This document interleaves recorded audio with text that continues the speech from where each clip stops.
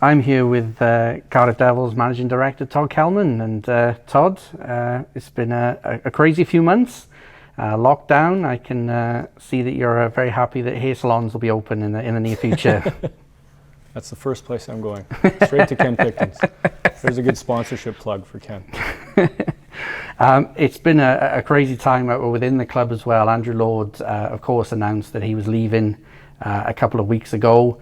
Now that the dust has kind of settled on that, can you talk about your thoughts and feelings over these last few weeks? Was it a surprise to you? How have you kind of dealt with the fallout of Lordo leaving?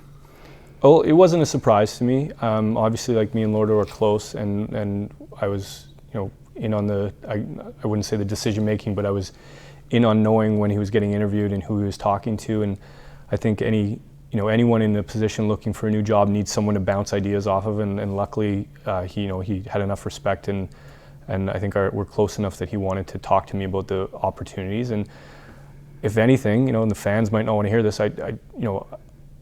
I'm a big advocate of him going. Like, obviously I would love for Andrew Lord to coach his club forever, but he's a great coach, and he's going to go very far in hockey, and sometimes, you never know when the opportunity is going to come again. And this is a great opportunity, and he's going to a fantastic organization in Greenville, and the management group there sound like some really, solid owners and a good group of guys, and I think he's going to the right organization. So I'm over the moon for him.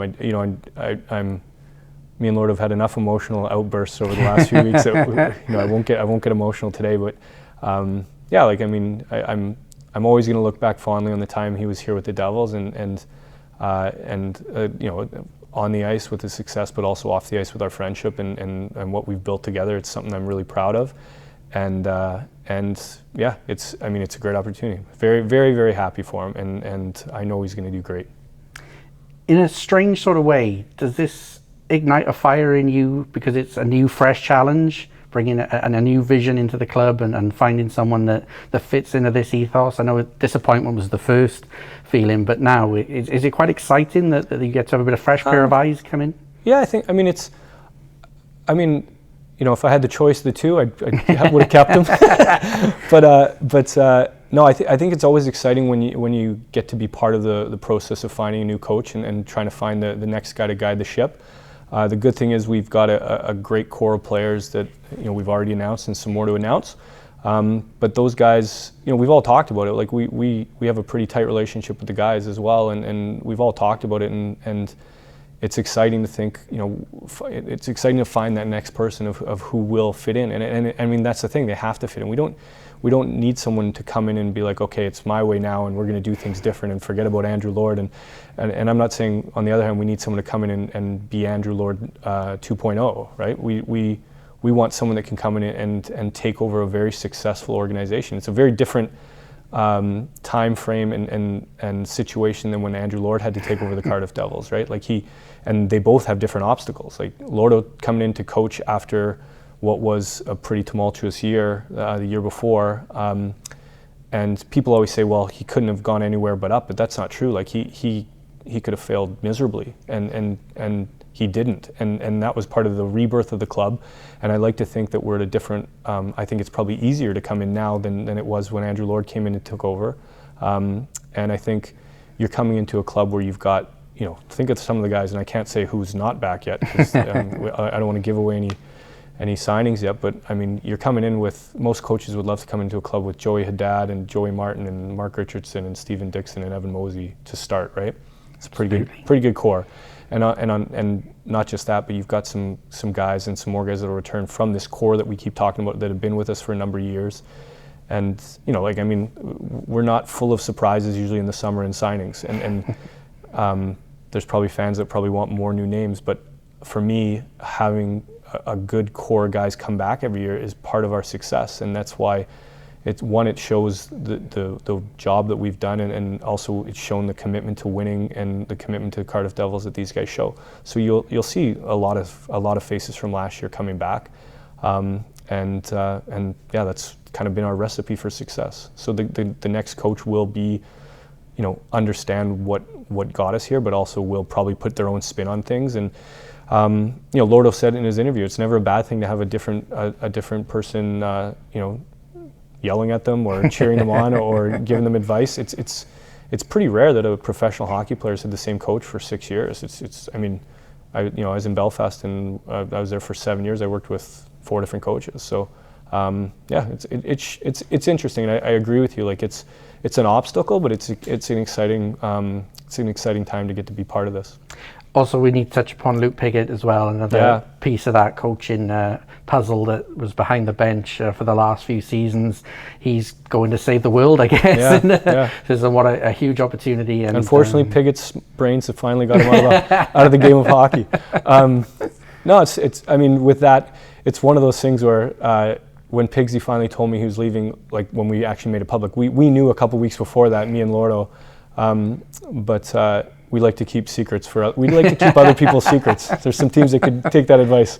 We like to keep other people's secrets. So I always said to Luke, you tell me when you want us to tell people. It's sad. It's tough. I love Pigsy. We've had great assistant coaches, 3 great guys that supported Lordo very well, like Franny to start. A legend of the club. Everyone knows what I think about Neil Francis, but a great guy to have behind the bench and still involved with the club now and a huge part of this organization.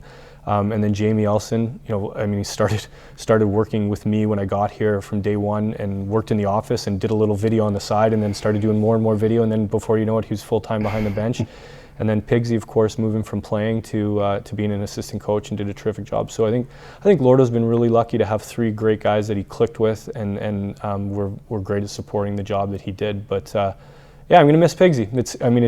You're not just looking for one guy; you're looking for 2 coaches now. And the thing is, like, we've never really had like the budget to have a full-time assistant coach, and it's probably unlikely we will have a full-time assistant coach. Maybe we're looking for someone that wants to be involved on a part-time basis, kind of like, with I always say part-time because it's more like a full-time job that probably gets part-time wages.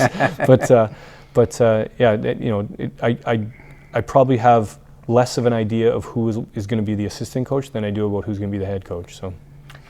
So how is the search for the head coach going, and do you have a time frame for when you're looking to make an announcement? Yeah, so it's exciting. It's always fun. It's kind of like recruiting a team, but it's probably the most important job on a team. It's been a while since I've done it, but the fans need to understand it's not my first rodeo here. It's not the first time I've had to find a good coach, and there's a lot of great names out there, and it's exciting. And I mean, I love the hockey side of things. Like I love this kind of thing excites you because it's cool to read up on these guys and interview these guys and see what, because everyone's got a different story and everyone's got what you think, like, oh, he might bring a little bit of this, he might bring, he maybe lacks a little of that. Do you go with an experienced guy with who's a little bit older, or do you go with a young guy that is, that you think is coming up and is going to be hungry for the job? There's a million things to consider, and fans will all have their opinion, but I think whoever comes on board is probably no matter what, he's following behind the most successful coach in our organization's history, which is not going to be easy. But I mean, we can't hold that against whoever comes in because it's going to be his first day on the job. So it's cool. I want to say we probably had 70 people apply for it. 70, not 17, in case my accent doesn't come through correctly there. So yeah, like probably about 70 people, and we're in the process of we're just narrowing it down now. We're not we're not interviewing people just yet. We're going to get to that process and start interviewing people, but like we don't have a time frame because we're not in as much rush as we normally would be. If this was a season where we were starting in October or in August, we'd probably be in panic mode right now. Or to be honest, we wouldn't. We'd probably have a coach already. We probably just would have sped up the process. I'm a big believer that a project takes as long as you're given to to do it. So if they told me I had to pick a coach in 2 weeks, I'd have a coach. If they told me I had 6 months to pick a coach, I might take 6 months. So who knows? What key ingredients do you want from your new head coach? I think, when I think of the next head coach, it's hard to say because I keep weighing that up. Like we've had older guys apply for this job with, experience in the NHL and the American League as assistant coaches or head coaching jobs in the American League. We've had guys that have run East Coast League teams for years. We've had guys over in Europe. We've had younger guys that are assistant coaches wanting to come through. We've had junior A coaches from Canada looking for jobs. We've had everything you can imagine, and there's some that jump out at you, and I think the ones that jump out aren't always just the ones with the best CVs. I think you have to look into it. You have to really think of why you're hiring, and like I can draw on the experience of my experience of finding coaches before. Like, when I was in Belfast and I hired Steve Thornton, I found a guy that had been injured the year before and had been basically helping with recruitment in Basingstoke, and I had played with him and I knew what kind of a guy I was getting, and that's why I hired Steve Thornton. I generally didn't interview anyone else when I hired Steve Thornton, and look at the success that I had with him in Belfast before he moved away and then came back. And again, a great individual and a great hockey guy who's still doing wonderful things in Belfast.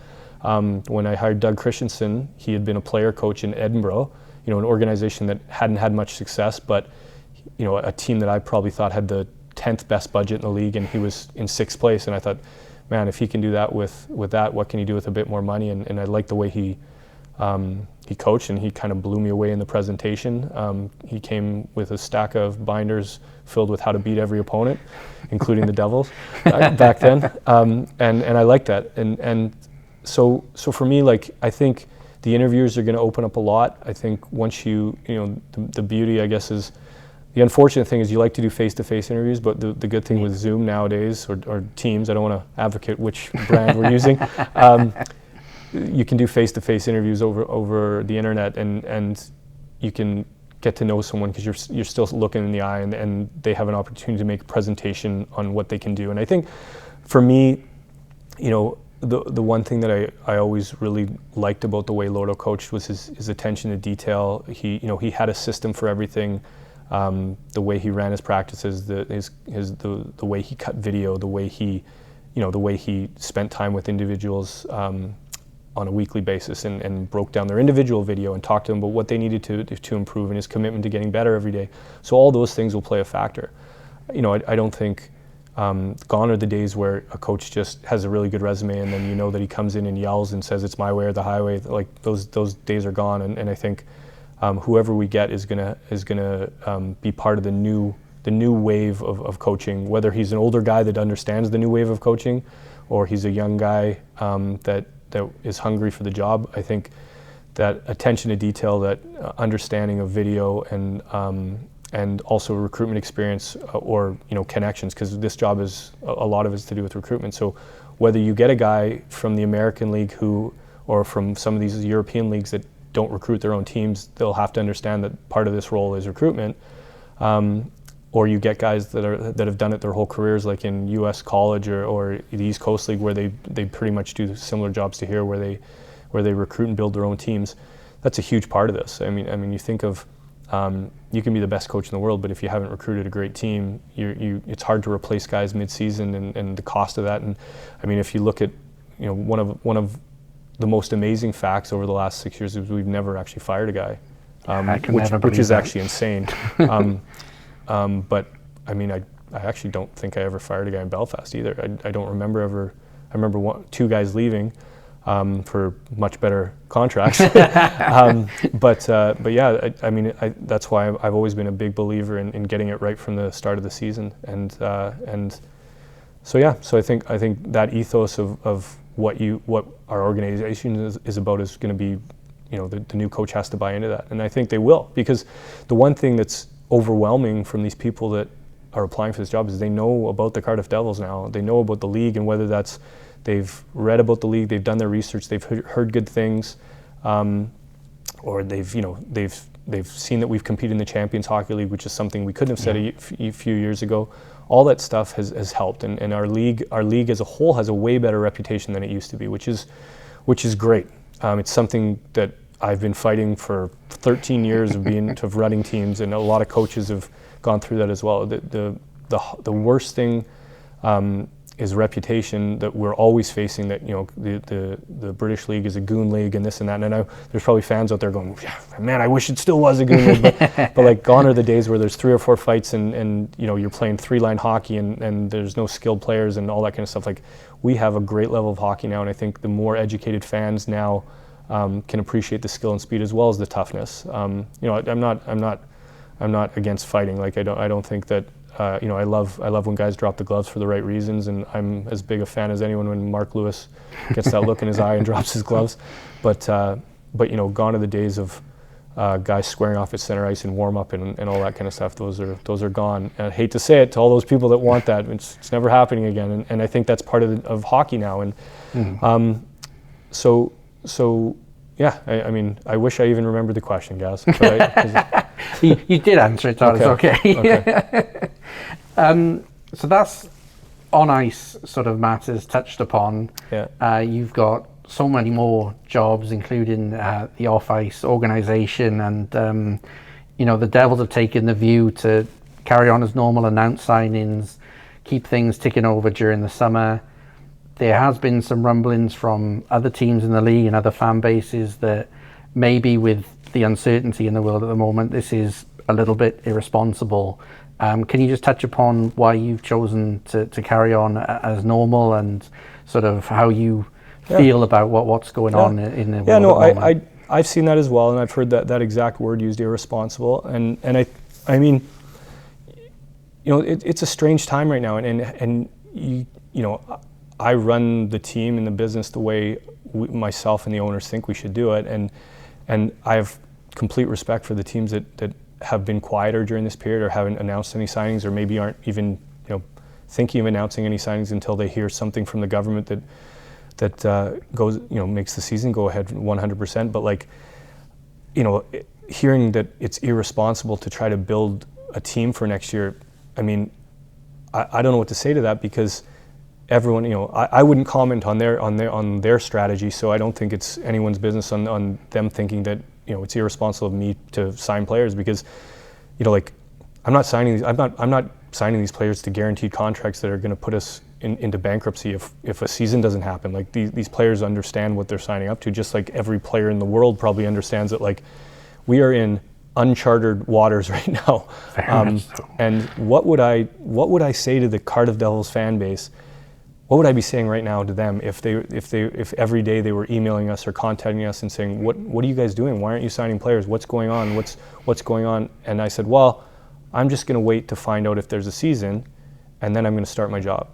Well, what am I supposed to do? Like, what am I supposed to do since March? To me, like, I had my off season usually starts the middle of April. I had a whole extra month. So if anything, we're going to be more prepared than we've ever been. And if the season, you know, the season isn't starting, you know, in case this is a whirlwind to anyone, the season is not starting in August with preseason.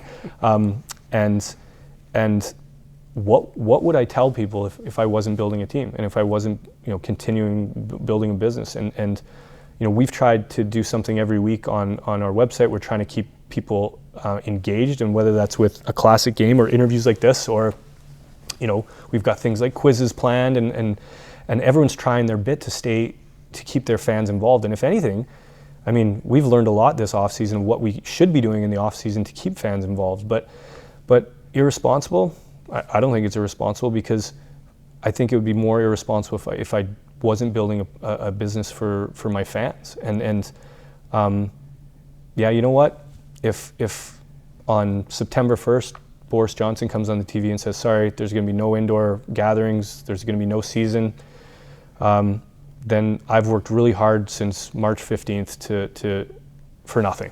But what else was I going to do? Was I going to sit on my butt and do nothing since March, and then try to explain to the fans of why I have no time to sign a team, or I have no sponsors, or I have no plan for the Cardiff Devils because I was shocked to find out that we were going to have a season? No, like, we are planning to have a season, and to basically say what my wife tells me every morning: you're overly positive. You're always overly positive. Well, like, do you know me? Where's the Devils fans? Which camera do you want me to talk directly to the Devils fans? Do you know me? I'm overly positive. I'm excited every day to come to my job, and if I thought there wasn't going to be a season, then guess what? The next day I start planning for 2021 or 2021-22 season. That's how it works around here. So, but until someone tells us that there's no season, then I'm planning for a season. And I think there's some teams that are doing that. And there's probably some teams that are thinking that, but haven't maybe planned for that because they're concerned about, like, you know, do we want to sign players to agreements if we don't know if they can come in because it's irresponsible? Well, like, there will come a time where it gets to the point where if the UK isn't in line with what other countries in Europe or in North America are doing, and there are hockey jobs going in other leagues and they're 100% going ahead, then players will want to know, like, well, what should I do? Can I go to other leagues? And those are discussions that will have to be had at some time. But like, we're in July and everyone's in the same boat. Like look around in North America or in Europe, look in Austria and Germany. Like, players aren't signing. You know, the most you think you guys are frustrated. Imagine being a player agent right now. My God, those player agents, those poor guys. They're contacting us all every day and wondering what's going on. And it's almost like, you know, players want to get signed up now so that they have a job. But like, if you want the honest truth, none of us know. There's not some secret meeting where, like, me and the other EHL owners all sit back and be like, well, we know we're definitely starting on October 15th. We just won't tell these guys. Like, we don't know because no one's telling us when we can go ahead. Just like the you know, like, there's leagues across Europe that have announced start dates. They don't know. No. None of us know. And just like I mean, besides the NHL or look at the NHL. The NHL, the top league in the world. They don't know. It's a very intricate plan to get through these playoffs and start the Stanley Cup playoffs because everyone wants hockey back so much. Mm-hmm. But man, I mean, they published their documents last night. It's like 24 pages each PDF. I read the first one, and I mean, it is complicated on how this is going to work. And I'm as big an NHL fan as anyone, and I want it to go ahead, but it's complicated. And that's the team with the most money on the line and the biggest TV contracts. So, like, you know, if people are wondering if we can play in front of empty stadiums, no. Like, the elite ice hockey league does not work without fans. And if they told us you could play with 50% capacity and then maybe move to 100, maybe that's an option.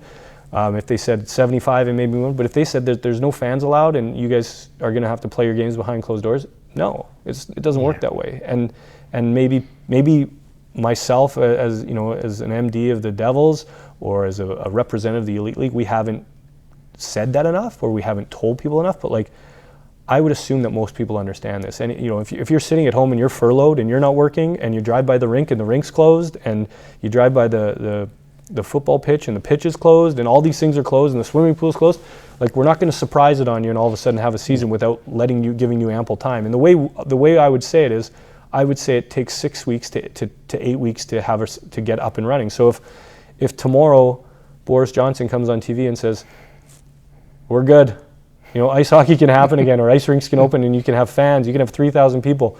Well, tomorrow's, you know, mid-July, it's going to take 2 months to get everything in order. Like, I mean, we've got players to fly in, we've got flights to book, we've got work permits to get, we've got players to find, coaches to find. Like, there's a lot to do, and it's not a 3-week process. It's, you know, I would say minimum 6 to 8 weeks. So I think we do have a plan, and I'm not going to try to spoil it or, you know, reveal it to our fan base when it's not my announcement. It's more like the leagues, but I'm sure that in the next, you know, 7 to 14 days, the league will have an announcement. You know, like I've said that we're doing with the Devils, and even the teams that maybe haven't announced signings yet, they're part of this. They're planning for the season just like the rest of us at the elite league board level, and when we talk every week, and we have a return to play plan, and we're working on it. We're adapting it every week, but we're the same as every other league. We're doing exactly what everyone else. We're planning for a season, and we hope it happens. And if at some point it doesn't, then we'll deal with it. And that'll be it. That's our plan with the Devils, and that's what we've said from day one. So. Well, Todd, thank you very much for that very in-depth analysis of the Devils and the league so far. I'm sure we'll be catching up in the coming weeks when we have more announcements and more things to talk about. But for now, thank you very much for your time, sir. All right.